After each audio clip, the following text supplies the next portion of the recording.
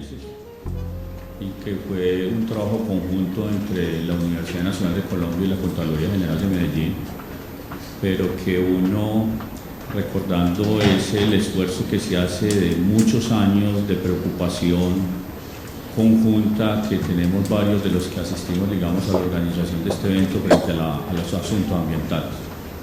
Preocupación que tenemos nosotros desde hace muchas décadas, pero que uno pensaba como que estaba en el lugar equivocado, pero no hay demanda por calidad ambiental. Y resulta que ahora tenemos realidades inminentes en nuestro entorno, y una de ellas tan dramática, digamos, como el problema de calidad de aire. Los que nos dedicamos desde la Academia a Economía Ambiental y Economía de Recursos Naturales, que en esta sede ya son varios profesores que están formados en esa área académica y funcionarios de la Contraloría General de Medellín, que han estado muy atentos a capacitarse en todos estos temas por la responsabilidad que tienen en términos constitucionales de costos ambientales, desde la misma Constitución y la Ley de Control Fiscal del 93, vemos ahora que llega un punto de mucha madurez frente a la reflexión en torno a la relación de economía y medio ambiente. Entonces nos dimos a la tarea de por qué no iniciar un foro como estos, por qué no realizar una sinergia formal entre la Universidad Nacional y la Contraloría, de tal manera que la universidad preste, digamos, esa asesoría técnica y académica. Y esto es lo que estamos entonces presenciando hoy. Es un esfuerzo que no es espontáneo, sino que es el resultado de muchos años de trabajo y de gente preocupada por estos temas. ¿Qué pasa entonces? Quise brevemente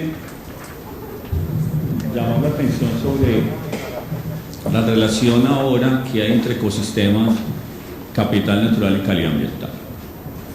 O sea, desde hace muchos años hay muy buenas evidencias en la literatura sobre la dependencia que tenemos los humanos del funcionamiento de los sistemas naturales. Es innegable, o sea, la naturaleza provee una cantidad de bienes y servicios y nosotros como personas nos beneficiamos en términos de bienestar. Ese es un asunto seguramente claro. Pero el asunto también es que los humanos somos grandes transformadores de sistemas naturales y en esas transformaciones a veces sobrepasamos ciertos límites naturales, y eso de supuestamente en un punto de reversibilidad, ese es el supuesto que manejamos en la gestión ambiental, intervenimos, hacemos algo, por lo menos regulamos, generamos normas, esas normas tienen costos pero también tienen beneficios. Es ahí donde está el centro de atención de la preocupación ahora de cómo esas disrupciones entre sistemas sociales y naturales pueden manejarse a través de una gestión y que sea eficiente, costo efectivo, para hablar en términos económicos. Y esos costos económicos a veces no los entendemos muy bien. O sea, estamos creciendo, pero tenemos unos costos asociados a pérdida de ecosistemas, de recursos fundamentales, o inclusive lo que estamos pasando ahora a tener en la atmósfera urbana grandes concentraciones de material particulado que tiene unos efectos dramáticos en salud, pero también estamos perdiendo otro tipo de recursos. Siguiente, pasemos ahí. Entonces, es eso lo que estamos ahí. La palabra entonces es capital natural, más recientemente, pero los que estamos en esta ley desde hace tiempo son recursos naturales, renovables, no renovables, base de capital natural, que es fundamental, digamos, para el bienestar de las personas. La pregunta entonces, inclusive ahora, y ayer hablamos con el profesor Arqueta, y me pareció muy interesante su reflexión, a veces él dice que la economía probablemente no proporcione buenas respuestas a algunos problemas, pero la economía sí se puede hacer buenas preguntas. Pensando en la reflexión de ayer, dije, bueno, yo creo que una reflexión importante es ¿cuánto capital natural necesitamos en el desarrollo político? Es una pregunta difícil de responder. ¿Cuánto capital natural debemos conservar? Y creo que es una apuesta interesante tratar de acercarnos, aunque sea un poco parcialmente, a responder a este tipo de preguntas. Adelante. Perdemos calidad ambiental, graves problemas, deforestación, una minería insostenible, y el problema de las ciudades latinoamericanas es que están concentrando grandes cantidades de población. O sea, esto es un oasis de desarrollo, hay unas asimetrías grandes entre lo urbano y lo rural, y en lo urbano tenemos mejores calidades de empleo, mejores remuneraciones salariales, pero costos ambientales asociados. Congestión. ¿Cuáles son los costos imputables a una congestión, la que estamos viviendo en el área metropolitana? El problema de una incertidumbre frente a la provisión de agua, el problema frente a calidad de aire. Esos temas fueron el centro de atención de las sociedades anglosajonas en los años 60-70, y cuando uno estudia economía ambiental nunca se encontró tan cerca de esa situación. Y dice, pero esto no pasa en nuestros países. Entonces yo pensé, ¿por qué estudié economía ambiental y economía de recursos? Y esos problemas todavía no. Cuando di mi primer curso de valoración acá, la gente por Antioquia se lo dio en 1997. Y yo decía, estoy como en el lugar equivocado de que estudié, porque no había tanta receptividad. Y ahora, en el 2016, 20 años después, dijimos, son los problemas que enfrentaban las sociedades desarrolladas. Estamos necesitando análisis económico que nos provea complemento de información a la información biofísica para tomar y formular política pública. Ese es el desafío, y ese es el convenio que ahora se firma entre la Universidad Nacional y Contraloría. Adelante. En pérdida de calidad del aire, ya sabemos de la contingencia, ya sabemos que es posible que se repita. La gente de Contraloría de la misma área metropolitana están acá presentes y nos puede dar cuenta de cómo se monitora la calidad del aire. Hay gente en el auditorio que fueron pioneros en la medición de la calidad del aire, o sea que lucharon muy vehementemente para inclusive establecer las estaciones de monitoreo por esa asociación que hay entre pérdida de calidad del aire y salud, enfermedades, bronquitis, asmas e inclusive muertes prematuras, que uno diría que sería poco ético en una sociedad moderna tener muertes por contaminación atmosférica. Entonces estamos en una gran situación, no queremos ser los pioneros en esta situación, sino que queremos, como Contraloría y Universidad Nacional, convocar a un esfuerzo conjunto. Ahí está pérdida de calidad del aire, se pierde visibilidad, costos en fachadas, costos en el funcionamiento de sistemas naturales, que ahora el profesor Asqueta nos va a hablar sobre ello. Adelante. Y finalmente, entonces, a esta gente que fue pionero, que son instituciones donde estuvieron aquí, donde hay gente representando aquí esas instituciones, lo que nos propusimos con esta sinergia es por qué no contribuimos, digamos, a hacer un llamado a la región y convocar a muchas instituciones. Y finalmente, la última diapositiva es eso. Queremos que en el transcurso del día, siguiente por favor, quepamos todos. Esto requiere una concurrencia interinstitucional, requiere una participación de todos los ciudadanos, de toda la sociedad civil, porque no puede ser que digamos que tenemos, o estamos hablando de sostenibilidad, que estamos hablando de una ciudad como Medellín que se ha ganado premios de innovación y la gente se está muriendo por un problema de mala calidad del aire, o donde la base de capital natural puede generar una insostenibilidad como límites ambientales.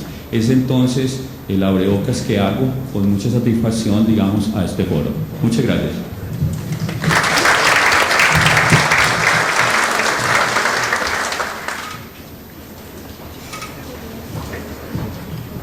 Agradecemos al señor director por su intervención. El señor subcontralor de Medellín, Darío Alberto Bonilla Giraldo, es ingeniero civil de la Universidad de Medellín. Se ha desempeñado como subsecretario de Obras Públicas del municipio de Medellín, jefe del Departamento Operativo de la Cooperativa de Municipalidad de Antioquia, jefe de la División de Conservación de Vías de la Secretaría de Obras Públicas del Departamento de Antioquia, consejero, ministro consejero y embajador encargado de la Embajada de Colombia ante el Estado italiano. A continuación, el señor subcontralor presentará el informe sobre el estado de los recursos naturales y ambiente, municipio de Medellín, 2015. Muy buenos días. Un saludo muy especial a la señora Contralora de Medellín, doctora Patricia Bonilla Sandoval, al vicerrector de la Universidad Nacional de Colombia, el doctor John William Brands, al profesor Asqueta, de quien nos sentimos muy contentos y orgullosos de que esté aquí en la ciudad de Medellín, en un tema que es vital para nosotros, para el futuro del país. También a las demás personalidades que nos acompañan, la doctora María del Pilar Restrepo, subdirectora ambiental del área metropolitana, la doctora aquí, la nueva secretaria general del Consejo de Medellín, que hoy está trabajando en la personería de la ciudad de Medellín. Qué pena contigo, se me escapó el nombre en este momento, Leonor, la doctora Leonor Gaviria, y demás funcionarios de la administración municipal, de otras instituciones, compañeros de la Contraloría General de Medellín. Muchas gracias por la presencia.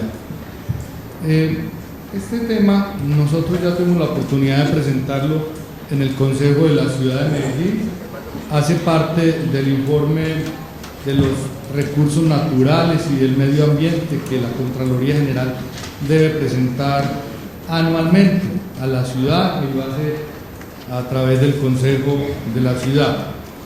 En ese informe del Estado de los Recursos y el Ambiente, que como les dije lo revisamos cada año, nosotros tocamos temas muy importantes allí, el tema del aire, que es un tema de mucha trascendencia para nosotros, el tema de los residuos sólidos, de la contaminación también de las fuentes hídricas.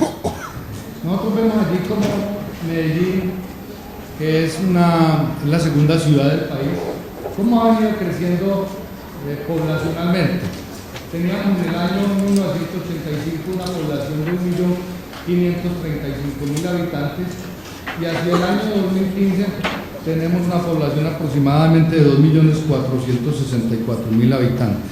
Un 65% de la población total del área metropolitana, que está estimada en 3.800.000 habitantes aproximadamente. Esto genera una fuerte presión sobre los recursos naturales. Estas mismas proyecciones indican un crecimiento poblacional para Medellín de un 11.28 con respecto al año 2015. Ya les dije que pasamos de 1.535.000 a 2.464.000. En el tema de densidad, hemos crecido vertiginosamente. Podemos observar cómo teníamos una densidad en el año 2008 de 6.025 habitantes por kilómetro cuadrado, y pasamos al año 2015 a una densidad de 6.547 habitantes por kilómetros cuadrados. Esta situación representa grandes retos para la municipalidad, teniendo en cuenta que tenemos una mayor demanda de los recursos hídricos, tenemos una mayor demanda en todos los servicios que tiene que prestar la administración municipal, el Estado en términos generales. Vamos a la segunda. La otra, en el tema de salud, en esta gráfica vemos la morbilidad por infecciones respiratorias agudas y en el municipio de Medellín, cómo se comporta. En el año 2012 teníamos una morbilidad para menores de 5 años de 97.497, para mayores de 5 años de 284.000, para un total en ese año de 382.000. Para el año 2014, que es la más representativa porque en el año 2015 solamente tenemos estimaciones para los primeros 3 o 4 meses del año. Pasamos del año 2012 al año 2014, y ahí está en el intermedio del año 2013, como la morbilidad por estas infecciones respiratorias para menores de 5 años se ubican 117.810 casos, para mayores de 5 años en 318.751, para un total de 436.581. En el año 2015, las mediciones que teníamos, menores de 5 años 70.492, mayores de 5 años 180.442, para un total de 259.000. Estimaciones de la Organización Mundial de la Salud revelan que cada 8 del total de muertes en el mundo se da como consecuencia de la exposición a la contaminación atmosférica, una situación que nos tiene que llamar muchísimo la atención. De ahí que la contaminación atmosférica constituye por sí sola el riesgo ambiental para la salud más importante en el mundo. Pasemos a la que sigue, por favor. Mortalidad por infecciones respiratorias agudas, muy diciente también estas gráficas. En el año 2005 teníamos para menores de 5 años 19 casos, para mayores de 5 años 428, para un total de 447. Para el año 2014 teníamos menores de 5 años 15, mayores de 5 547, para un total de 562, y lo que se logró medir del año 2015 en el informe nuestro, teníamos menores de 5 años 11, mayores de 5 372, para un total de 383. Lo que observamos es cómo se mantiene la tendencia de crecimiento y que nos tiene que llamar muchísimo la atención. Vamos a la siguiente. Calidad del aire en el Valle de la Aburrá, ya el profesor Sergio Orrego ahorita nos hablaba. Esa gráfica, esa foto es muy diciente y es lo que hoy estamos viviendo en el mundo. Medellín se ha vuelto la ciudad más contaminada de Colombia. En América Latina, después de México y la ciudad de Santiago de Chile, Medellín es hoy una de las ciudades que mayor problema tiene por el tema de la contaminación. De los contaminantes del aire que son permanentemente monitoreados por la red de calidad del aire del área metropolitana del Valle de la Aburrá, se tiene que las partículas en suspensión, sobre todo las menores de 2.5 y el ozono, son los que mayores variaciones presentan y mayores eventos tenemos con altas y altísimas concentraciones. Vamos a la siguiente gráfica. La calidad del aire en el Valle de la Aburrá.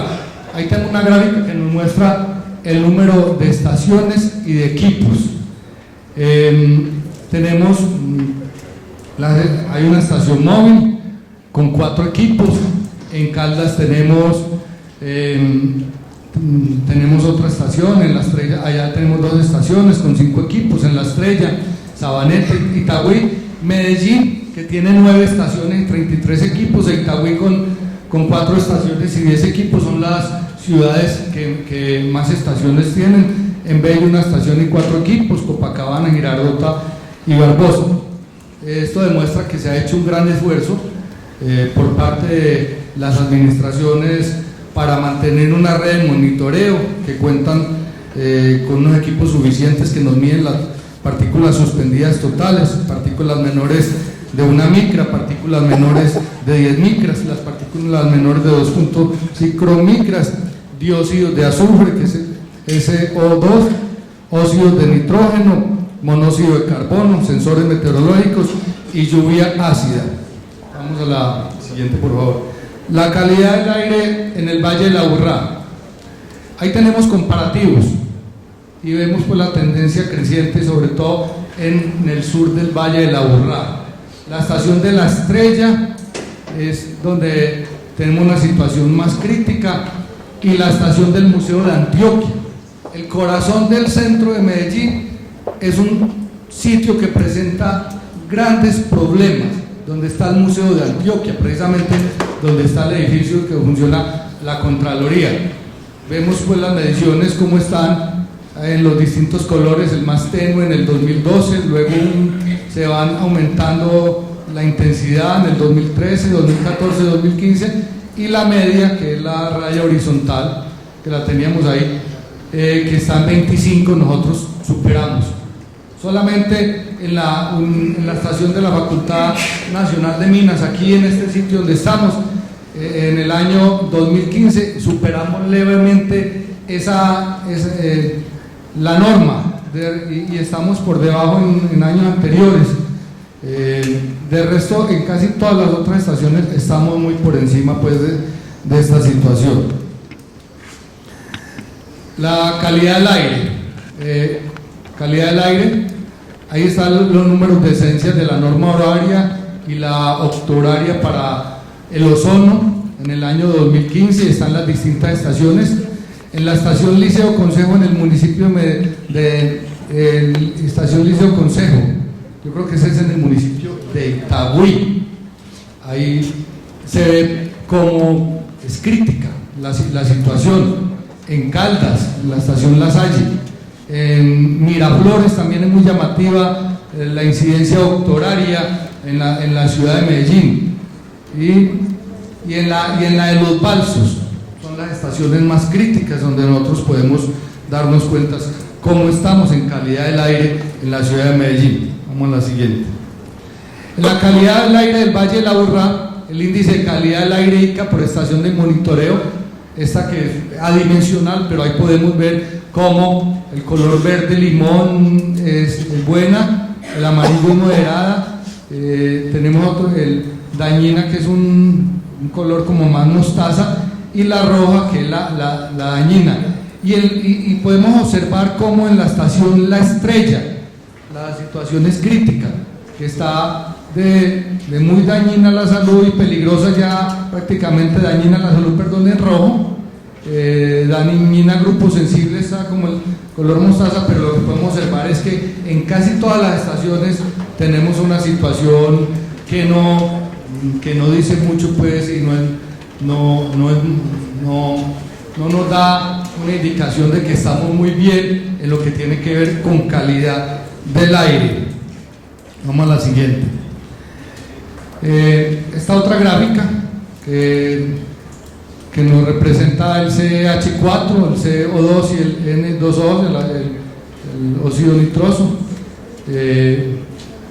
Tenemos las fuentes de área móviles y fijas, las amarillas son para las fuentes de área, el azul los móviles y las verdes las fijas. ¿Qué nos dice esta situación? En el caso de las emisiones de gases efecto invernadero, tales como el metano, el dióxido de carbono y el óxido nitroso, mientras las fuentes de área, que son fuentes pequeñas, numerosas y dispersas, son las mayores responsables de las emisiones de metano en un 60%, y las fuentes móviles, principalmente de vehículos tipo automóvil y camiones, son el principal responsable de las emisiones de dióxido de carbono, aportando un 68.8% y un 77.8% respectivamente.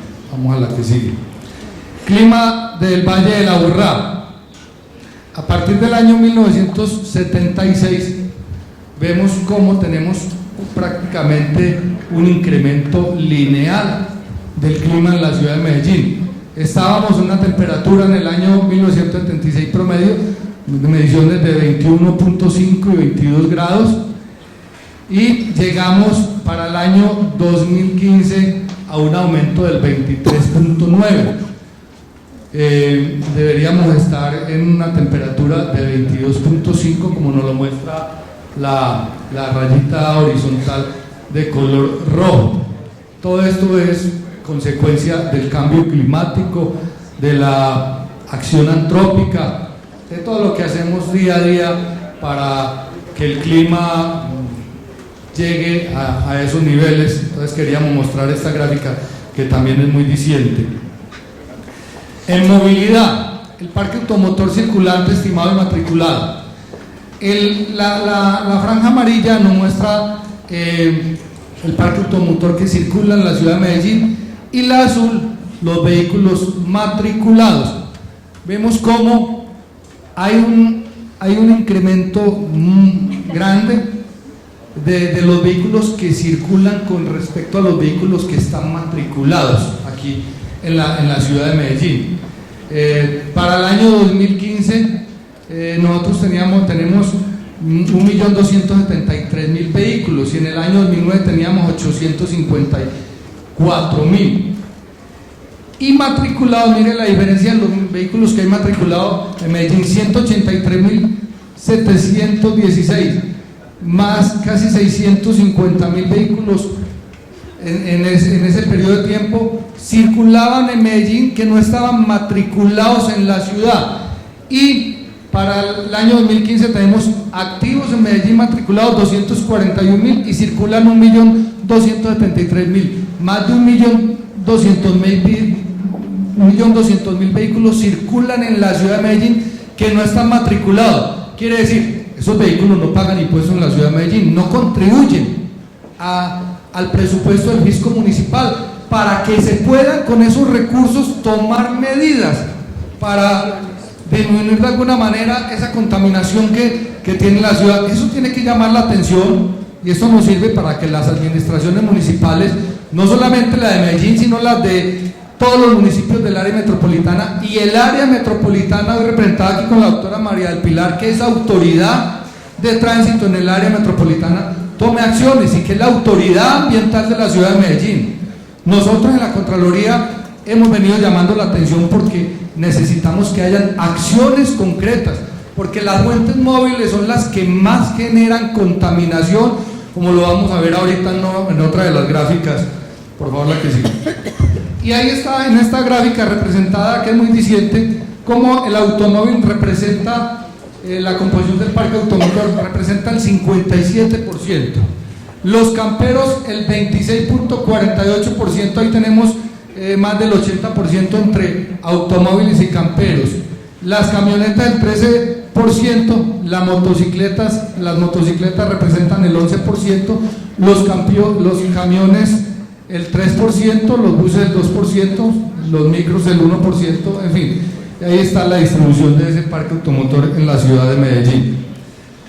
La movilidad, el transporte público está representado en el 43.9%, llama la atención como la caminata, los que se mueven a pie representan el 26.6%, que es altísima. Hoy, con la entrada en funcionamiento del tranvía de Ayacucho, y cuando uno se va a recorrer la ciudad y hablar con los habitantes de esta zona, llama la atención que muchos ciudadanos que viven en el sector de Buenos Aires, en Loyola, que viven en el barrio Alejandro Chavarría, etcétera, etcétera, prefieren caminar y vienen al centro de la ciudad a sus sitios de trabajo caminando, porque además la construcción de ese corredor del tranvía con un amueblamiento urbano importante llama la atención y hace agradable ese transporte a pie. Por eso hoy también nosotros podemos ver que hay un importante porcentaje que prefiere caminar. La bicicleta, que ha venido creciendo, ahorita vamos a ver una gráfica de un programa muy bonito que tiene el área metropolitana que llega en Cicla, cómo viene creciendo también. El auto representa el 14.6%, quienes se mueven en moto el 11% y el transporte escolar el 2%. La gráfica, ese es el que yo quería resaltar. En el 2011 solamente lo utilizaron 909 usuarios, perdonen la redundancia, ese transporte en Cicla, y esa curva como se prolonga ya casi de forma vertical en el año 2015 y llegamos a tener 31.202 usuarios, y yo sé que vamos a seguir creciendo en ese tema porque ya hemos venido adquiriendo mucha conciencia en el tema de movilidad. En marzo de este año, esta es una de las fotos cuando tuvimos la declaratoria de la emergencia ambiental, que las causas pues las conocemos muy bien, es una foto muy diciente de qué es lo que pasa cuando sucede cosas como esta. Vamos a la siguiente. Aquí está. Esto nos indica pues, nos indica cómo se medían en las distintas estaciones que no se alcanzan a observar ahí, cómo en el rojo intenso, esos sitios, en esas estaciones, el aire estaba muy denso, muy contaminado, especialmente por partículas PM2.5, en la estación de la Universidad Nacional, que es la que se ve arriba, de esos colores rojos, en el mes de marzo, casi todo el mes de marzo, ustedes ven que el color rojo predomina. Solamente algunos días tuvimos unas situaciones moderadas, muy poquiticos, que es el amarillo más clarito, y ya el amarillo que se ve un color como más mostaza, en otra situación también dañina, y prácticamente en todas esas estaciones tuvimos una situación. Ya para el mes de abril empieza a mejorar un poquitico, pero marzo sí fue un mes muy complicado. ¿Por qué sucede esto? Ustedes conocen más que yo cuáles son las causas.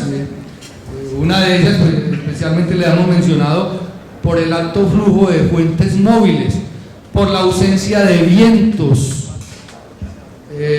porque además teníamos efectos que nosotros creemos que no nos tocan a nosotros y tienen que ver con el profesor Asqueta, lo sabe muy bien y nos puede ayudar en esto.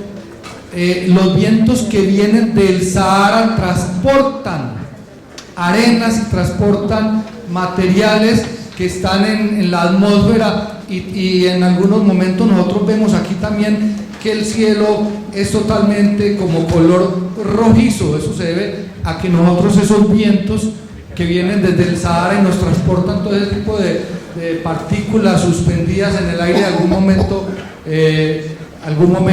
nos afectan. Entonces se forma aquí una capa de aire caliente que no permite que los rayos del sol lleguen a la corteza terrestre, y que esa atmósfera que nosotros tenemos ahí contaminada pueda subir, y también tenemos unas capas de aire fríos. Entonces todo ese fenómeno de alguna manera es el que proporcionó o fue el causante que tuviéramos esta contaminación o esa situación de contingencia, que seguramente se va a repetir, y no una sino muchas veces, si nosotros no tomamos medidas. Ya en Europa, para el año 2025, prohibieron los vehículos que funcionan con aceite combustible para motor. Aquí iremos a hacer alguna cosa parecida para que podamos hacer control de cantidad de vehículos que tienen más de 50 años todavía circulando por las vías, y no hacemos nada para sacarlos del parque automotor. Algo tendremos que hacer. Los vehículos que trabajan con ACPM, que parecen una chimenea rodante, y no hacemos nada, y circulan libremente por todas las vías de la ciudad de Medellín. Hacia allá va el llamado nuestro desde la Contraloría General de Medellín, para que las autoridades hagan algo y podamos mejorar la situación del aire. Pasemos a la siguiente. Esta pues queríamos mostrar cómo cuando miramos hacia el sur es donde más se ve la contaminación. Si miramos aquí hacia el oriente, donde tenemos montañas y todo, de pronto esa zona no se vio tan afectada, mientras que lo que es Itagüí, La Estrella, Caldas, son los municipios que más sufren, porque ustedes saben que aquí tenemos vientos que soplan de norte a sur, y allá es donde finalmente llega todas esas nubes cargadas de grandes partículas que están contenidas en el aire. Recurso hídrico. Este mapa es muy diciente. Nuestro relieve nos brinda condiciones ideales. Sabemos que somos especialmente ricos en el preciado recurso. Decía el profesor Asqueta que si nosotros teníamos problemas de agua, antes de entrar aquí al auditorio, en una conversación que teníamos, porque todos sabemos que Colombia y Antioquia Colombia y Antioquia especialmente son territorios ricos en fuentes hídricas, pero esas fuentes hídricas, si no las cuidamos, se van acabando. Nosotros tenemos un total de 60 subcuencas, 707 corrientes de aguas tributarias en una longitud de 1548, están ahí representadas todas en ese mapa. Hacemos la siguiente. El agua residual tratada, que es la franjita azul, representa el 21%, mientras que el agua residual no tratada representa el 79%. ¿Qué quiere decir eso? Que ahí tenemos que hacer un gran esfuerzo, que todavía estamos muy lejos de tener condiciones ideales para que el agua nuestra las aguas servidas puedan ser tratadas y entregadas a nuestras fuentes hídricas, al río Medellín o el río Aburrá, y lo podamos descontaminar. La administración municipal viene haciendo un gran esfuerzo. Yo diría las administraciones municipales, porque este es un programa que viene desde varios años atrás, y hoy incluso la ciudad de Medellín se ve afectada. Ustedes saben que todas partes se están rompiendo porque hay unos cambios de colectores principales, y para que estas aguas finalmente puedan llegar a la petar del norte del Valle de la Burra de Bello, y podamos superar ese porcentaje que está tan pequeño. El recurso hídrico, aquí lo que nos muestra es cómo son las condiciones del agua.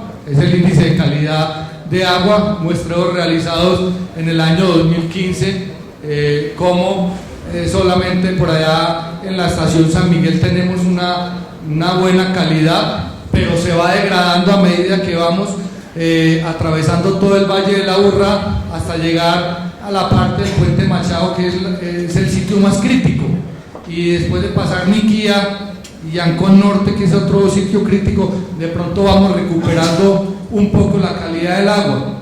Sobre todo, ¿sabe por qué? Porque recibimos el agua que viene de los embalses y que bajan aquí en el sitio donde está el Parque Las Aguas, que es un agua que ya es turbinada, la aprovechamos para generar energía y esa agua entra al río Medellín y le mete oxígeno y a partir de ahí empieza el río a ganar un poco de calidad. Eso es lo que nos muestra esta gráfica. Vamos a la siguiente. Esto tiene que ver con la calidad de las quebradas en el Valle de la Aburrá. Ahí está aceptable en verde, en recuperación en amarillo y el rojo es deficiente. Desde el año 1994, tal vez que fue el año más crítico, si miramos las quebradas nuestras, el 70.3 estaban deficientes y en el 2015 no es que haya sido muy favorable, tenemos el 51.9% en deficiente, el 19.5% en recuperación y solamente el 28.6% de nuestras quebradas como aceptable. De resto, el comportamiento muy similar en los años entre el 94 y el año 2015. El suelo. Medellín tiene una estructura ecológica principal, fue definida en el Plan de Ordenamiento Territorial del Acuerdo 48 del año 2014. En cuanto a este recurso, podemos resaltar que en este nuevo Plan de Ordenamiento Territorial, esta estructura ecológica principal, como elemento estructurante que garantiza el mantenimiento de los procesos ecológicos y la oferta de servicios ecosistémicos. El área de estructura principal está contemplada en 229.7 kilómetros cuadrados, representa aproximadamente el 61%. Ahí lo vemos diferenciado por colores, lo que está en el centro de la zona urbana y ya lo que está a los alrededores es lo que tiene que ver con los corregimientos de San Antonio de Prado, Palmitas, San Cristóbal, todo el tema de las baldías, de la divisoria del Valle de la Aburrá, y lo que está al lado derecho es todo el tema de Santa Elena, la reserva de Nare. Entonces eso es lo que hemos denominado en el Acuerdo 48 de 2014 como estructura ecológica principal. Sigamos a la siguiente. Aquí esto nos muestra las áreas protegidas. A la izquierda nuevamente la divisoria Valle de Aburrá, a la derecha la reserva del río Nare, la reserva del Nare, donde está todo el tema del corregimiento de Santa Elena, y solamente al centro tenemos lo que es el cerro del Volador, el cerro Nutibara y el cerro de la Sumadera. Sigamos. Redes de conectividad, un tema importante en el que tenemos también que fijar nuestros ojos y ponerle mucha atención. La ciudad es una ciudad con altos índices de urbanización, en la cual predomina el concreto y el pavimento. Cobran importancia las redes de conectividad ecológica, entendida como espacios verdes y afines de importancia ambiental, interconectados entre sí, conformando flujos de energía y de diversidad biológica, siendo así un garante del bienestar y equilibrio de la biosfera, y ofreciendo zonas de altos atributos paisajísticos y disfrute para los ciudadanos, que es necesario evitar su fraccionamiento. Entonces, en esos colores verdes que nosotros vemos ahí resaltados son las pequeñas áreas a las que se le ha dado mucha importancia y que tenemos que cuidar y que están contempladas también en el Acuerdo 48-2014, que es el Plan de Ordenamiento Territorial de la Ciudad de Medellín. Vamos a la siguiente. El suelo, la superficie, espacio público efectivo y zona verde. Ahí tenemos que este es muy preocupante porque nosotros tenemos para espacio público efectivo por habitante para el año 2015 3.54 metros cuadrados, muy lejos de las normas que tenemos establecida a nivel internacional de 10 metros cuadrados por habitante, y ya por decreto nacional 15 metros cuadrados por habitantes, y es el artículo 14 del decreto 1508, y la verde, que es por la agenda hábitat, como les dije, normas a nivel internacional.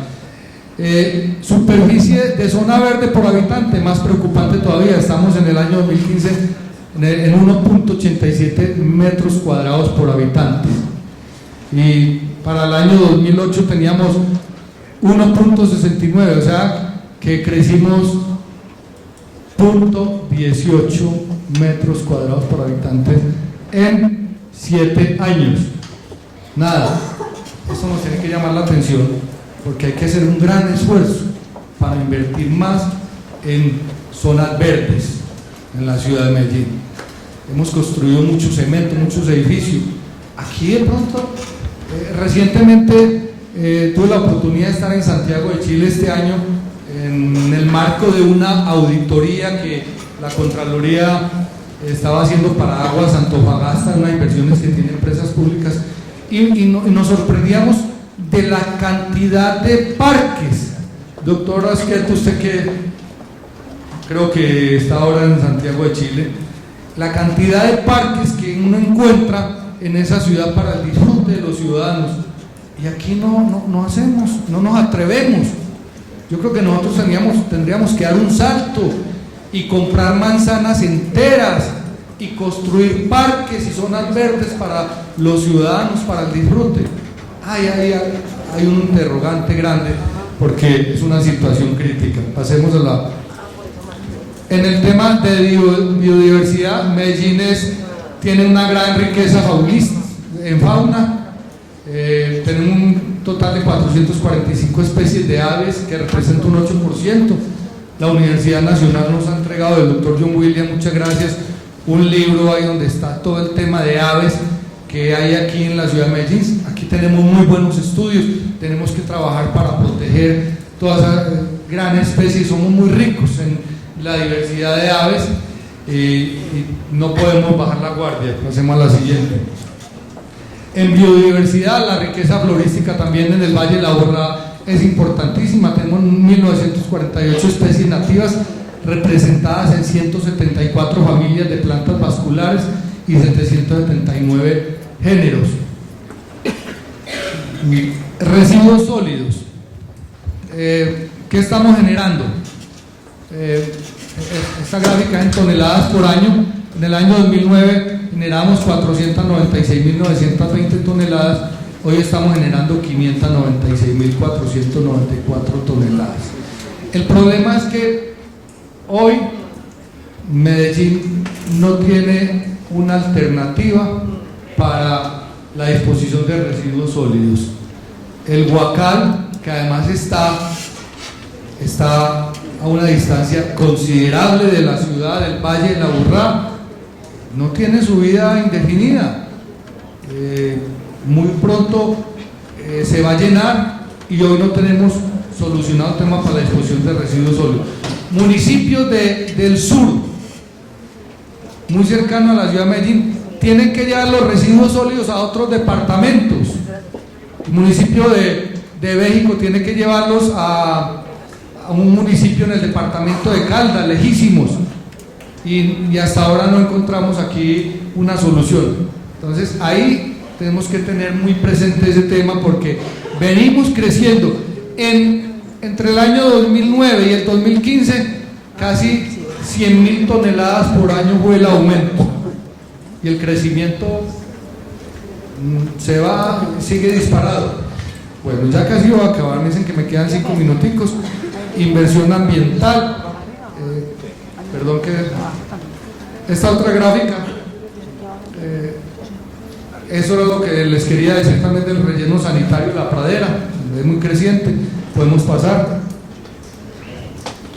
En inversión ambiental, la mayor inversión la hacen empresas públicas de Medellín. Para el año 2014 tuvimos una inversión de 199.491 millones de pesos por empresas públicas, y para el año 2015 tuvo una inversión de 236.000. El municipio de Medellín invirtió en el año 2014 114.000 millones de pesos, en el 2015 121.000 millones de pesos, en varias, 40.000 millones en el 2014 y 44.000 en el 2015, mientras que las otras empresas otros la inversión es muy pequeña, el metro de Medellín es muy pequeña, pero vemos ahí cómo la mayor inversión la realizan empresas públicas de Medellín. Pero ¿sabe qué es lo llamativo de esto? Que el gran porcentaje de esa inversión, el 40%, se va en estudios, en diagnósticos. Mucha plata en estudios y en diagnósticos y muy poca plata en acciones. Ahí es donde tenemos que hacer algo. No nos podemos seguir llenando de diagnósticos, de estudios, de libros que van a los anaqueles de las bibliotecas y nadie les para bolas. Tenemos que ser más concretos, más pragmáticos. Sigamos adelante, por favor.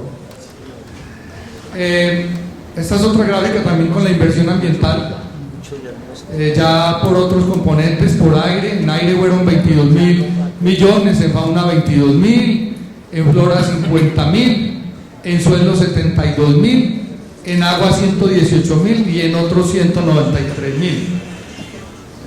Sigamos adelante.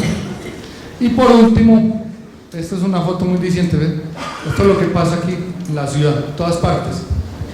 Y no hay controles. Cualquier ciudadano abre un taller sin licencia, de reparación de motos, de vehículos y toda vaina, y esto es lo que pasa. Algo tendremos que hacer. Muchísimas gracias.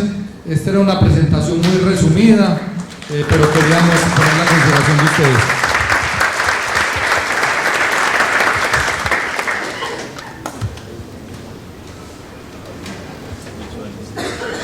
Agradecemos al señor subcontralor por la información que nos presentó. El profesor Diego Asqueta Oyarzún es catedrático de la Universidad de Alcalá, España, licenciado en Ciencias Económicas y en Derecho de la Universidad Complutense de Madrid, máster en Ciencias Económicas de la Universidad de Manchester y doctor en Ciencias Económicas de la Universidad Complutense. A continuación, el doctor Asqueta nos presentará la conferencia Síntesis sobre la evolución y estado del arte de la valoración económica de la calidad ambiental con énfasis en contaminación del aire. Bienvenido. Muchas gracias. Buenos días a todos. Vaya en primer lugar mi agradecimiento tanto a la Contraloría como a la Universidad Nacional. Quisiera además focalizarlo en mi amigo Horacio y en mi amigo Sergio y a todos ustedes por permitirme compartir estos momentos con ustedes. Bueno, la presentación anterior nos ha mostrado que efectivamente hay un problema ambiental en la ciudad de Medellín, focalizado fundamentalmente en el caso del aire, pero no solo en el caso del aire. Cuando uno desde el punto de vista de la gestión enfrenta un problema como este, sabe que se va a encontrar con dos preguntas que le van a hacer. La primera es, bueno, sí, tenemos un problema y probablemente podamos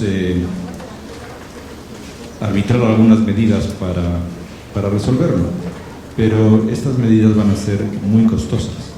Hemos visto las inversiones que hacen distintas empresas públicas en el sector ambiental, pero los costes de mejorar la calidad del aire no solo implican una inversión pública, implican también una serie de cambios y costes para los agentes privados que se van a ver afectados, por ejemplo, por normativas con respecto al uso del vehículo, al transporte público, a las calefacciones, a lo que usted quiera. Y esos costes también tienen que ser asumidos. Y es muy probable que incluso haya sectores que digan, sí, todo eso está muy bien, pero nosotros no podemos asumir los cambios que ustedes nos plantean. Bueno, la segunda pregunta entonces es, frente a esto, ¿podemos nosotros decir algo sobre, no ya los costes de mejorar la calidad del aire, sino los beneficios de hacerlo? Porque los costes es muy probable que nos los pongan encima de la mesa de una forma o de otra enseguida, pero para poder responder de una manera coherente, también tendríamos que decir algo de los beneficios.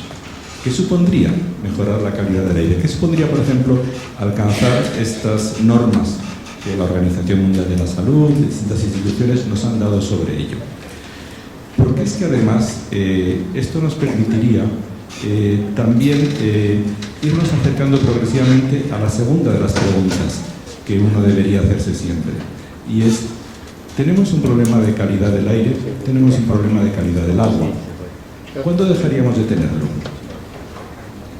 ¿Cuál debería ser la situación en el aire o la situación en el agua para que dijéramos, bueno, podemos preocuparnos de otra cosa? Porque preocupaciones no faltan. Tenemos un problema ambiental, pero es muy probable también que mucha gente nos diga: tenemos que invertir más en salud, tenemos que invertir más en educación, tenemos que invertir más en seguridad. Bueno, y a la hora de priorizar esto, quizá los beneficios de hacerlo nos ayuden a tomar una decisión más, por lo menos más fácil de defender. Bueno, pues esta es la pregunta que voy a intentar responder, fijándome sobre todo en la calidad del aire.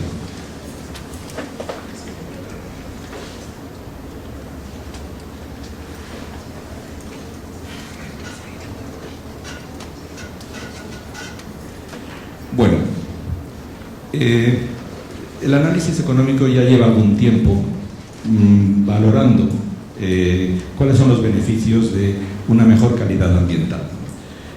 Partimos de que la naturaleza nos proporciona toda una serie de servicios, entre ellos, por ejemplo, los que nos proporcionan un aire limpio, que impactan sobre el bienestar de las personas. Y entonces lo que nosotros tratamos de descubrir es cuánto vale este mejora o este empeoramiento en el bienestar de las personas que los cambios en el sistema natural nos están generando. Y para ello lo que hacemos es utilizar una serie de métodos que básicamente lo que hacen es tratar de ver cómo intervienen los servicios que nos proporcionan los activos naturales, el aire, el agua, en funciones de producción, tanto funciones de producción de bienes y servicios, como veremos enseguida, como funciones de producción de utilidad, que son un poco más complejas, pero que en cualquier caso, si somos capaces de hacerlo, nos permiten una forma bastante rigurosa de alcanzar una información sobre en cuánto valora la persona aquello que le está usted proponiendo con respecto al medio. Por ejemplo, en cuánto valoraría la persona el que usted mejorara la calidad del aire. Y esta es una información realmente que puede ser relevante. Estos métodos serán los que a continuación Vamos a empezar con la contaminación urbana. Y vamos a empezar por lo más sencillo. ¿Cómo podríamos descubrir el valor del beneficio que supondría reducir la contaminación urbana? O, en su contrario, el valor del coste que está suponiendo el hecho de que tengamos un medio contaminado. Para ello nos tenemos que fijar, desde el punto de vista del bienestar, en quién recibe el daño. Y vamos a analizar cuatro que llamaríamos agentes receptores. Empecemos por el primero. El daño de un aire contaminado lo reciben, para empezar, los materiales, distintos materiales. Bueno, un entorno urbano está conformado por materiales, por ejemplo, todos los edificios. Hace ya muchos años el Ministerio del Medio Ambiente nos pidió que hiciéramos este ejercicio para una ciudad española, precisamente con la idea de poder enfrentar a una serie de sectores que se iban a oponer a las medidas que acompañarían el intento de mejorar la calidad, poniendo sobre la mesa cuál era el beneficio de hacerlo. Bueno, pues empezamos por aquí. ¿Qué cantidad de materiales y qué tipo de materiales están afectados por la contaminación atmosférica? Bueno, pues hacemos entonces, a partir de una muestra representativa o de un mapa georreferenciado, hacemos una evaluación de cuántos metros cuadrados de fachadas existen en una ciudad, en la ciudad que estamos analizando, de fachadas, de cubiertas y de patios interiores. A continuación, analizamos qué tipo de materiales están ocupando esas fachadas. ¿Es ladrillo? ¿Es metal? ¿Es cristal? ¿Es madera? ¿Cuáles son los materiales? Y tenemos entonces una primera información sobre qué superficie, de qué material está siendo afectada por la contaminación atmosférica. Y a partir de allí acudimos a quien sabe de estas cosas, y le preguntamos cuál es el impacto de la contaminación atmosférica sobre estos materiales. Y los expertos nos van a decir, bueno, mire, en este caso, por ejemplo, en el caso de la madera, la contaminación atmosférica daña sus propiedades físicas, lo mismo que en el caso de algunos metales. En el caso, por ejemplo, de determinadas piedras o del metal, o del vidrio, la contaminación atmosférica probablemente no tenga grandes efectos, pero sí que ensucia. Bueno, pues una vez que tenemos catalogados los materiales afectados y cómo están siendo afectados, aplicamos el método de los costes de reposición. ¿Cuál es el mantenimiento que tenemos que darle diferencial a un material que está siendo afectado en sus propiedades por la presencia de contaminación? ¿Cada cuánto tenemos que renovar en comparación con lo que hubiéramos tenido que, el tiempo que hubiera tenido que pasar si no hubiera habido esta contaminación? Y este es un coste obvio. Y en el caso de aquellos materiales que no están siendo afectados en sus propiedades, pero sí que están siendo ensuciados, ¿cada cuánto tenemos que limpiar en función de cada cuánto hubiéramos tenido que limpiar si no hubiera habido contaminación? Para este segundo caso, utilizamos un atajo que nos sirvió de gran utilidad, y es que nos fijamos en instituciones que no pueden estar sucias. Por ejemplo, las oficinas bancarias. Las oficinas de los bancos no pueden estar sucias. Entonces simplemente lo que hicimos fue comparar cada cuánto tenían que limpiar en la ciudad contaminada que estábamos analizando los bancos, sus oficinas, en comparación o en relación con una ciudad donde ese mismo banco estaba operando pero no había contaminación. Y de ahí saca usted el coste diferencial. Teniendo en cuenta que no hay que perder de vista el hecho de que cuando un constructor sabe que la ciudad está contaminada, es probable que modifique su elección de los materiales que utiliza para construir. Y aquí puede estar incurriendo en un coste diferencial que no va a ser reflejado en la metodología posterior, ¿verdad? Que se tomó en inicio precisamente como una medida defensiva contra la contaminación. Pero en cualquier caso, aquí tendríamos una primera aproximación al coste. Simplemente ver cómo los materiales, en esto incluimos también, por ejemplo, el mobiliario público, ¿verdad? El mantenimiento de los semáforos, de las paradas de autobús, de los parques, de todo este tipo de cosas que también están siendo afectados por la contaminación atmosférica, siempre y cuando, y esto no es trivial, siempre y cuando el vandalismo no haya acabado con ellos antes, ¿verdad? Siguiente. Segundo caso, bienes móviles que también son afectados por la contaminación. Nos fijamos en el caso del parque automotriz, de los automóviles. ¿Cómo les afecta la contaminación atmosférica? Bueno, de acuerdo, de nuevo, a los expertos nos dicen el motor funciona peor, hay que darle un mantenimiento más frecuente y además, de nuevo, se ensucian, y en algunos casos, cuando esta contaminación atmosférica se une a determinadas condiciones, por ejemplo, de proximidad del mar, aceleran la corrosión del hielo. Bueno, pues, ¿qué hicimos en este caso? De nuevo, al igual que en el caso del banco, cogimos un atajo, que fue fijarnos en una empresa de alquiler de automóviles. Una empresa normal de alquiler de automóviles que tiene sedes en distintas ciudades. Y entonces simplemente comparábamos cada cuánto tenía que dar mantenimiento a sus automóviles en la ciudad contaminada frente a esa frecuencia en una ciudad no contaminada. Cada cuánto tenía que limpiarlos y cuál era la pérdida de valor residual cuando a los 2 años esta empresa vendía el automóvil, que también era política generalizada en todos ellos. Y de nuevo, de esta forma obteníamos cuál era el coste para un parque automotriz que, como nos acaban de informar, también está perfectamente identificado cuál es el que se mueve por el entorno. No tengo transparencia, pero me voy a referir a una tercera de estos impactos. El impacto sobre los bienes naturales. Se ha hablado aquí hace un minuto de la diversidad, todo lo que rodea la ciudad de Medellín, pero vamos a fijarnos primero en lo que está dentro de la ciudad de Medellín. Por ejemplo, toda la masa vegetal que está en la ciudad de Medellín. Los árboles. Por supuesto, la contaminación atmosférica les afecta. Y uno podría empezar a preguntarse ¿cuánto vale un árbol? ¿Cuánto vale un árbol de los que está en la ciudad? ¿Cuánto vale para el bienestar de la gente? Bueno, esta pregunta hubo que responderla en un contexto totalmente distinto, pero que también es relevante. Usted va por la calle, va con su coche, de repente se descuida o le explota una rueda y sin querer se sube a la acera y tira un árbol. Su coche tira un árbol.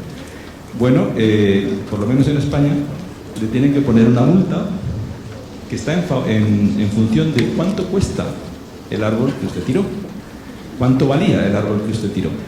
Y no es fácil de saber cuánto vale el árbol que usted tiró, porque es muy probable que la administración lo sustituya por uno recién nacido, y hasta que ese árbol adquiera la envergadura que tenía que usted tiró, van a pasar una serie de años. Bueno, pues para ello nació una cosa que se llama la norma Granada, ¿verdad?, que es de aplicación en la Unión Europea, que le dice cuánto vale cada árbol en función de cuál es su diámetro a la altura del pecho, cuál es su especie, y cuáles son las funciones que cumple. Funciones como la de dar sombra, proporcionar paisaje, una que es muy importante en ciudades de clima extremo, como puede ser por ejemplo el caso de Madrid. No es difícil calcular el ahorro en calefacción y el ahorro en aire acondicionado que experimentan las viviendas de los primeros pisos hasta el tercero cuando están protegidas por una barrera arbórea. En verano el ahorro en aire acondicionado puede superar el 30% si usted tiene esta barrera arbórea. Bueno, si usted tiró el árbol, privó de esto. También los árboles tienen una serie de desventajas o de elementos negativos que hay que descontar. En función de cuál sea la especie que usted plantó, los árboles le pueden romper las cañerías, le pueden romper las tuberías, y además de proporcionarle sombra, si usted aparca su coche debajo, también le van a proporcionar otra cosa que le va a gustar menos, ¿verdad? Pero en fin, usted toma en cuenta todas esas cosas y más o menos descubre cuál es el valor de las funciones que cumple un árbol. Pero no un árbol por su diversidad ni nada que se le parezca, no, simplemente un árbol urbano, ¿verdad?, un árbol de hilera. También hay un fenómeno que es muy curioso y que me da pie para pasar a la siguiente disquisición. Se ha comprobado que existe una relación empírica significativa inversa entre el número de días de convalecencia que está una persona en un hospital después de haber recibido un tratamiento o una operación y la cantidad de naturaleza que ve por la ventana. A mayor cantidad de naturaleza por la ventana, menos días de convalecencia. Esto implica también un ahorro económico, aparte de una mejora del bienestar de la persona, seguro, ¿verdad? Luego usted también puede incluir esto entre las funciones positivas de la naturaleza urbana. Y vámonos entonces al campo que realmente es el que más tiempo nos va a llevar. El cuarto de los agentes afectados por la contaminación atmosférica somos las personas, porque la contaminación atmosférica afecta nuestra salud. Y bueno, enseguida comprobaremos que esta es de lejos la mayor de las afecciones. ¿Cómo afecta nuestra salud? La afecta de dos formas. Primero, como se ha mencionado y se han dado datos al respecto, porque afecta las tasas de morbilidad de la población. La morbilidad son afecciones, enfermedades que causan daño, causan el malestar, pero no causan la muerte, ¿verdad? Son las enfermedades respiratorias, este tipo de cosas. Bueno, ¿cuál es el daño? ¿Cuál es el daño que genera en términos económicos esta afección? Tenemos dos métodos fundamentales para tratar de descubrirlo, que son los que el primero de ellos es el que utilizamos. El primero es el que se denomina coste de tratamiento, aunque el término es un poco restrictivo, es algo más amplio, y que consiste en ir recorriendo el camino que transita una persona que se siente mal, que se siente afectada por cualquier elemento que tiene que ver con la contaminación atmosférica.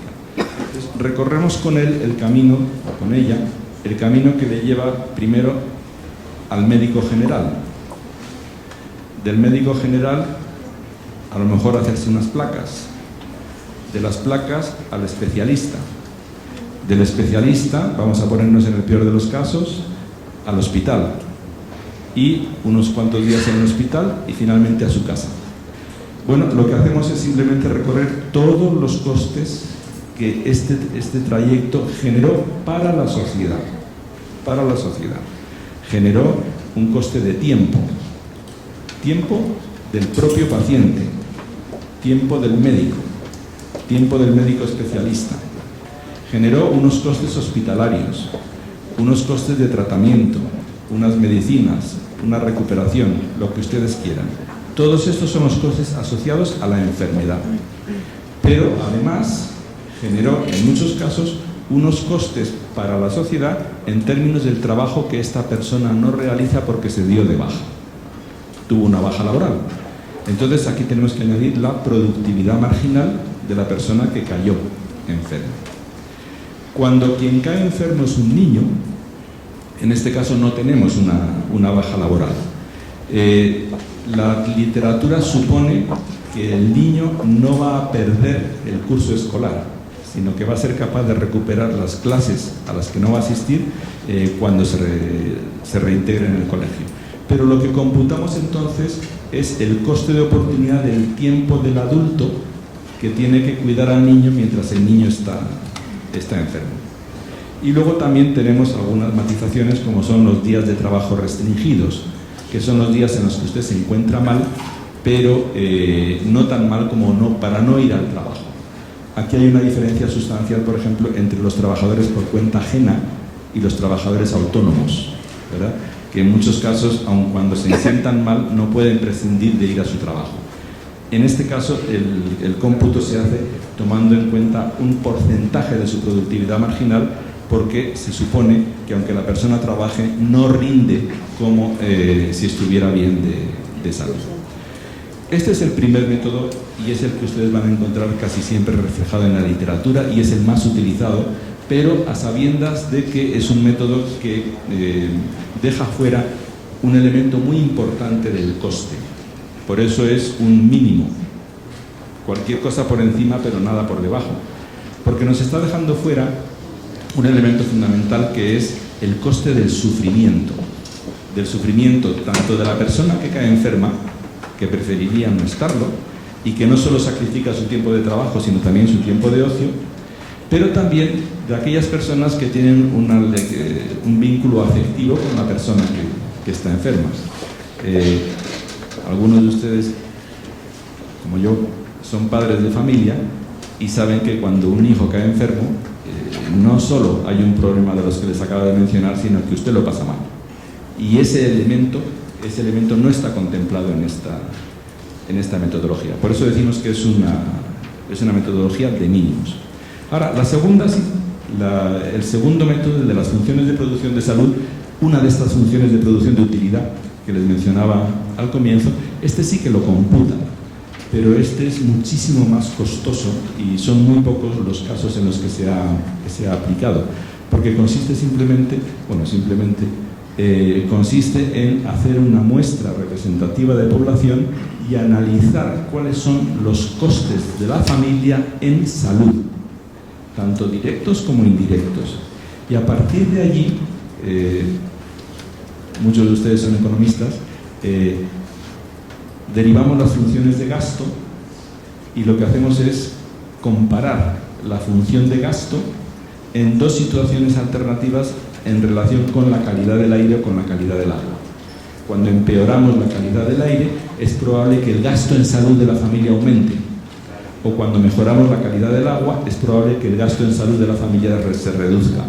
Y esto es una variable monetaria que nos dice, que nos informa sobre cuál es el beneficio que ha experimentado esta familia por el hecho de que le hayamos cambiado las condiciones en que resolvía el problema de diseñar su óptimo de salud.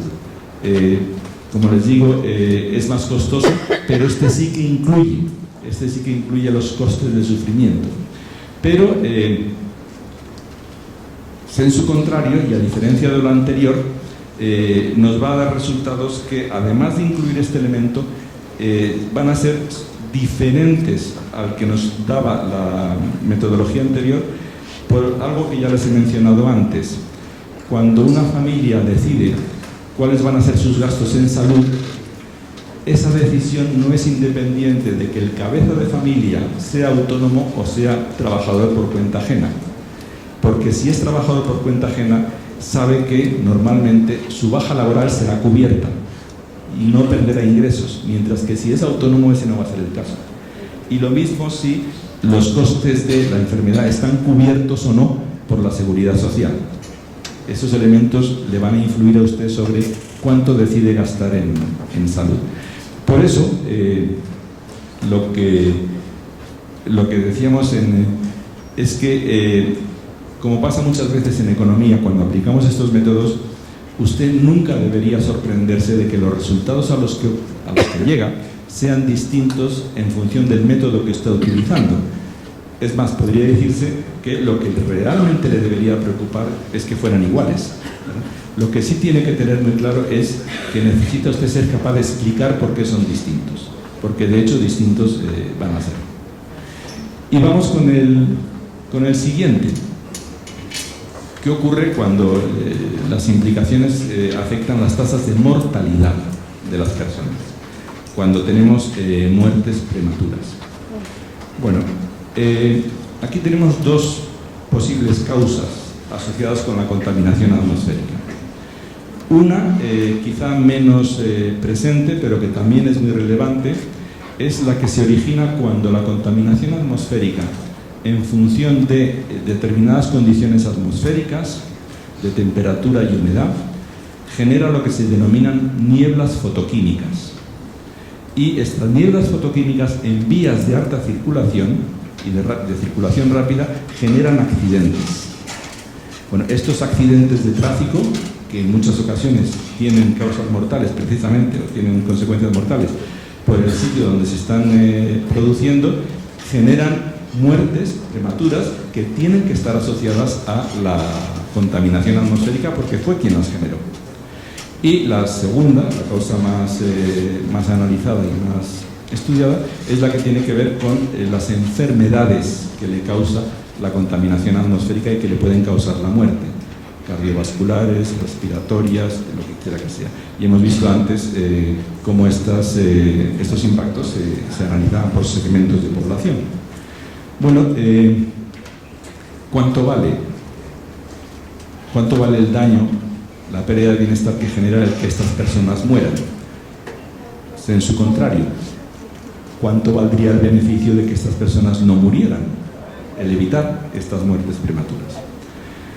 Bueno, aquí yo creo que la economía, el análisis económico cometió un error que nos ha costado caro, un error estrictamente terminológico, porque hablamos del valor de la vida.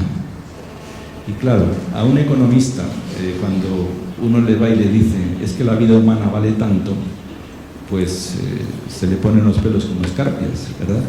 ¿Cómo se le ocurre a usted decirnos cuánto vale la vida humana, hombre? ¿Cómo se le ocurre? Y eso nos ha causado muchísimos problemas. Desde quien nos dicen que el valor de la vida humana es infinito, hasta quien nos dice que el valor de la vida humana es inconmensurable. Que son dos cosas distintas, que son dos cosas distintas. Hay una cosa que yo creo que sí que es más o menos evidente. El valor de la vida humana no es infinito. No es infinito ni para su propietario. Ni para su propietario. Si nosotros pensamos que las personas somos racionales, y yo creo que no tenemos derecho a pensar otra cosa, y observamos, por ejemplo, cómo se comportan, pues tenemos que llegar a la conclusión de que le dan a su vida un valor finito, ¿verdad? Si yo vengo caminando hacia esta facultad por Medellín, por el centro de Medellín, y observo por dónde cruza la gente la calle, ¿verdad?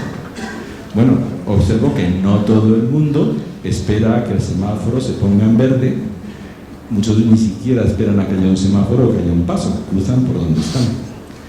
Bueno, quizás usted esté de acuerdo conmigo en que eso incrementa, por poco que sea, la probabilidad de un accidente.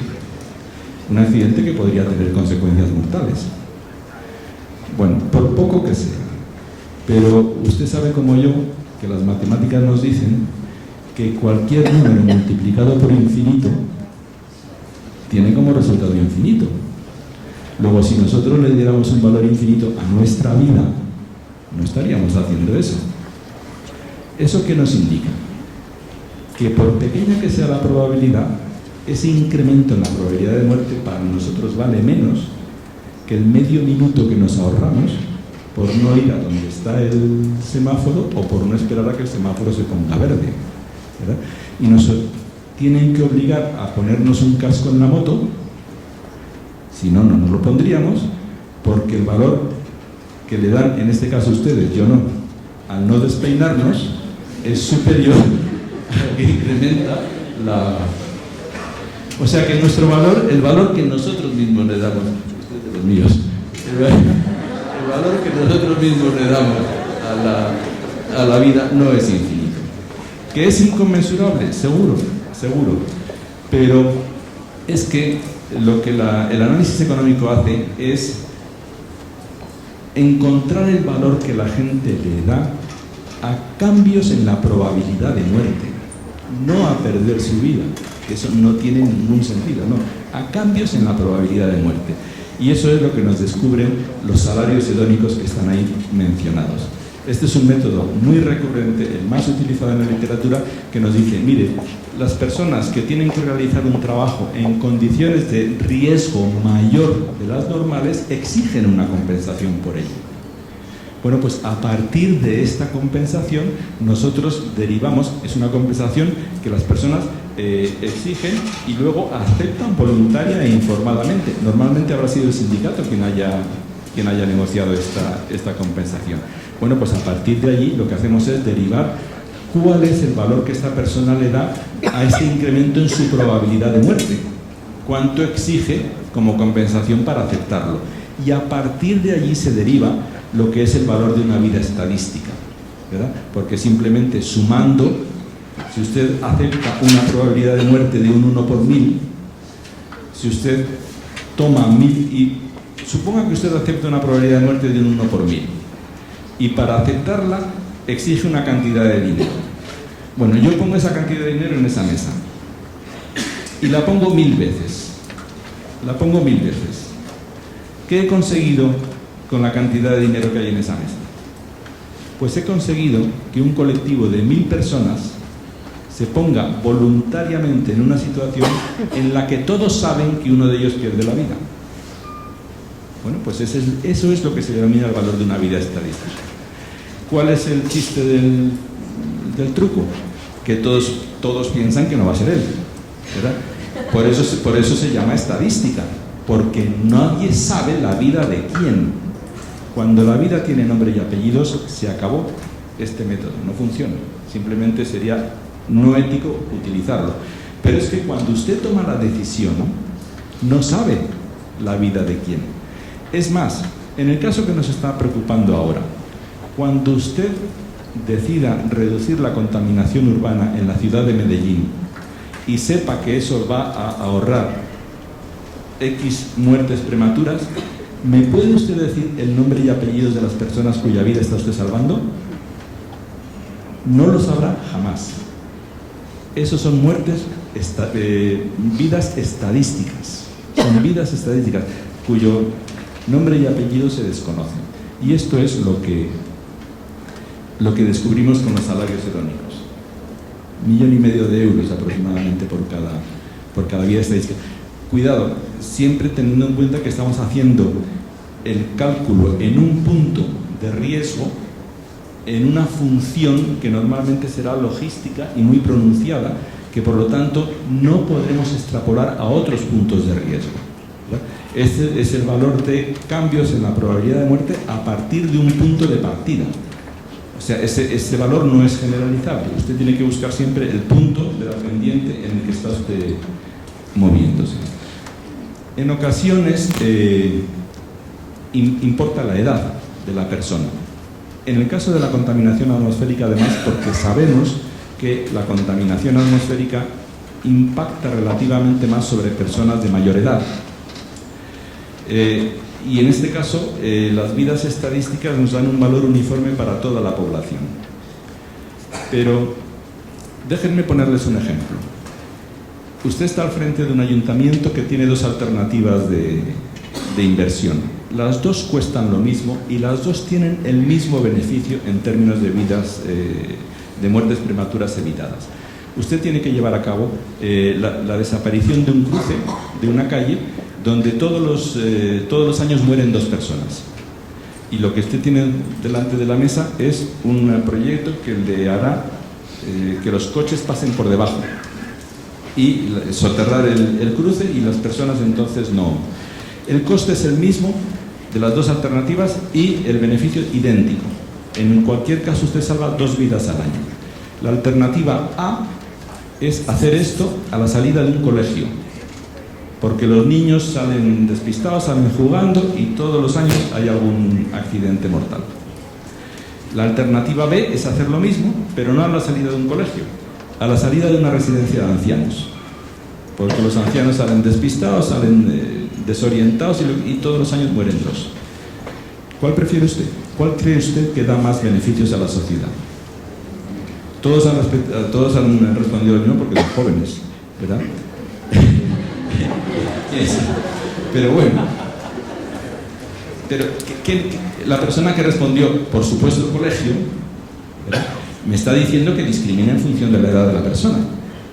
Bueno, entonces, si resulta que nosotros sabemos que la contaminación atmosférica afecta relativamente más a personas de mayor edad y que por lo tanto reducirá muertes prematuras en este segmento de población, utilizamos el valor de la vida estadística como si fueran niños, como si fueran adultos, o utilizamos los años de vida perdidos, esos YOL que aparecen ahí en segundo lugar. Bueno, en este caso, si usted prefirió el colegio, usted tiene que escoger los años de vida perdidos, ¿verdad?, que se derivan de lo anterior y que lo que le valoran es cuánto vale cada año que usted ahorró o cada año que usted salvó de la vida de la persona. Y este último se lo comento después.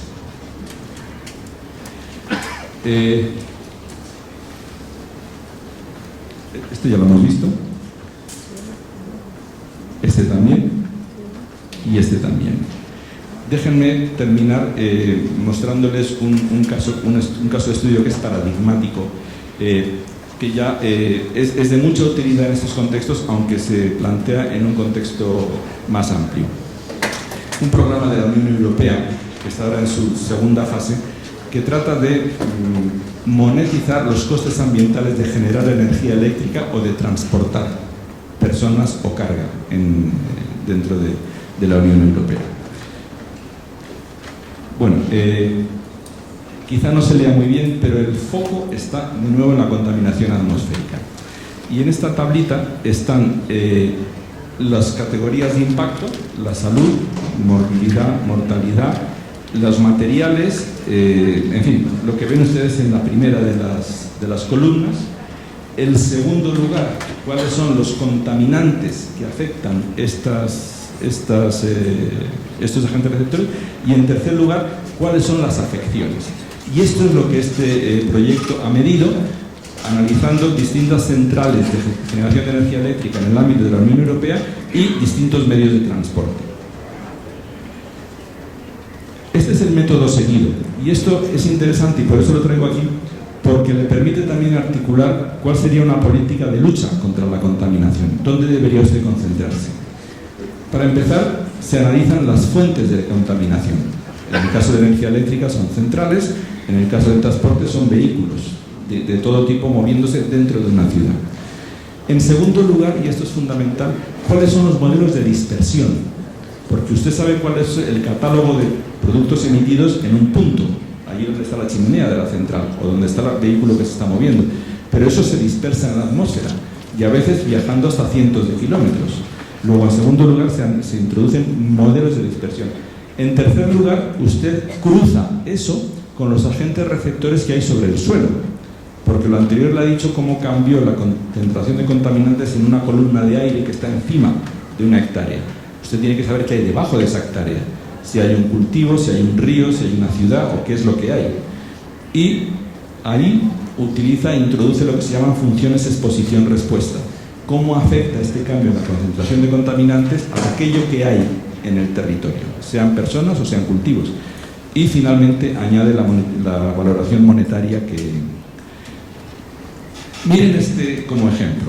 Estos son los costes ambientales de mover una persona, me parece que es una persona durante 100 kilómetros o 100 personas durante 1 kilómetro dentro de una ciudad, con distintos modos de transporte. Estos son en euros por... y como ven ustedes, hay sistemas mucho más contaminantes que otros, ¿verdad? Pero fíjense, lo interesante también es que el color de las barras les dice que aquí se ha realizado un análisis de ciclo de vida. Es decir, para usted mover gente en un autobús o para mover gente en un metro, no solo ha tenido que poner en marcha el metro, ha tenido que construirlo y ha tenido que construir las infraestructuras por las que se mueve. Ha tenido que producir el combustible que va a utilizar. Todo eso es lo que reflejan los distintos colores de la franja de cada coste. El azul claro es el uso del vehículo y normalmente es el mayor, pero fíjense que hay casos en los que también nosotros, la producción del combustible o el mantenimiento y producción de las infraestructuras, también cuentan. Bueno, este es el tipo de resultados que ofrece un proyecto como el Sterne, y aquí le indica cuál es la... Y fíjense una cosa que es preocupante. Fíjense, y se lo dejo para su reflexión, el caso de Londres, ¿verdad? Estos serían los modelos que se utilizan y que utilizamos nosotros en España cuando lo aplicamos para llevar a cabo todo el itinerario que se vio en la transparencia anterior. Básicamente es una plataforma que ustedes pueden encontrar en la red que se llama Ecosense, ¿verdad? Que ustedes la pueden combinar con el True Cost. Me parece que no aparece, pero y ahí tienen ustedes toda la y me parece que ya es la última. Sí, esta sería la base con la que trabajamos. ¿Cuáles son los elementos que estamos teniendo que introducir por ser los más recientes? Primero, uno que se ha mencionado aquí, pero que es cada vez más importante, es la conexión entre el cambio climático y la contaminación atmosférica, porque el cambio climático no solo eleva la temperatura promedio de un determinado entorno, sino que sobre todo genera elementos extremos. O sea, hace que el clima sea cada vez más extremo. Y esto genera olas de calor y olas de frío. Entonces, un punto importante en la literatura es saber cómo afectan a la salud de las personas las olas de calor y las olas de frío que el cambio climático en condiciones de contaminación atmosférica está generando. Y el hecho de que cada vez son más las evidencias sobre que no solo las enfermedades cardiovasculares y las respiratorias están afectadas por la contaminación atmosférica, sino también bastantes más. Bueno, pues ya está.